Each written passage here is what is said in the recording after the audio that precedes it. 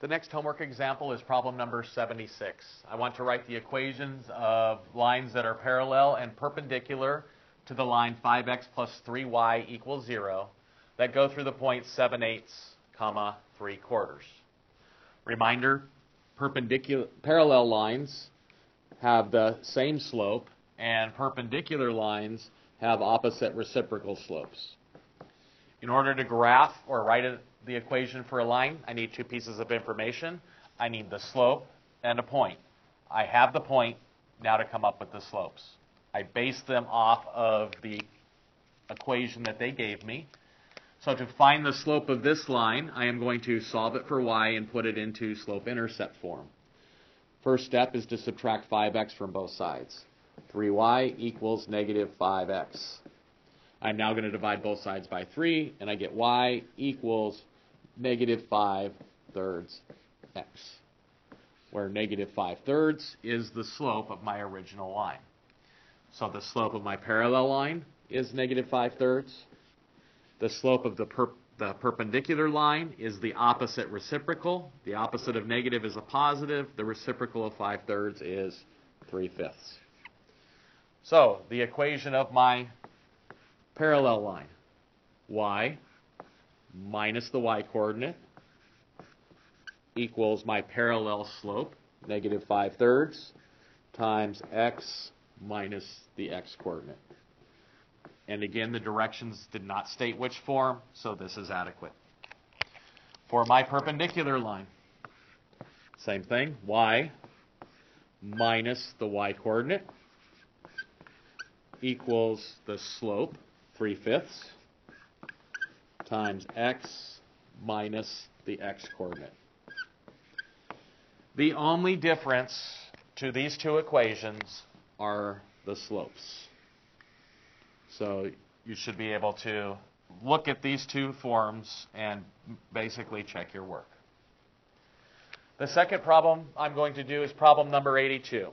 They introduce you to a different form of a linear equation, and it's called the intercept form, where x over a plus y over b equals 1 is the intercept form, where a is not equal to 0 and b is not equal to 0, where a is the x-intercept and b is the y-intercept. So they give you the x and y-intercepts. They just want you to write an equation that is in this form. So two steps, basically. You copy. I get x over the x-intercept plus y over the y-intercept equals 1. Now, if I want to put this into a general form, I need to get rid of my fractions. So to get rid of the fractions, you multiply by the lowest common denominator. The lowest common denominator between negative 3 and 4 is negative 12. Or you can think of the negative in front of here. I can multiply everything by 12. Multiply this by 12. Multiply this by 12.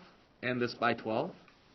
12 divided by negative 3 is negative 4, so I get negative 4x.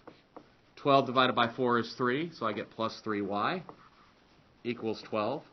And if I want to put it in general form, I have negative 4x plus 3y minus 12 equals 0. The next equation, I'm going to do the exact same thing, but I don't... it's going to give me, they gave me a point that they want to write it through. So they did give me the x-intercept and the y-intercept, and they did put a caveat on here. They said d is not equal to 0, so I'm not going to divide by 0. So I'm going to write my equation as x over the x-intercept plus y over the y-intercept equals 1. Multiply both sides by the lowest common denominator, which in this case is just d. I get x plus y equals d. Well, they gave me an x and a y. They gave me negative 3 for x and a 4 for y. Now I can solve and get d. So I get negative 3 plus 4 is equal to d. Negative 3 plus 4 is 1. I'm going to take that 1, put it back into that formula. I get x plus y equals 1, or x plus y minus 1 equals 0 if I want to put that equation in the general form.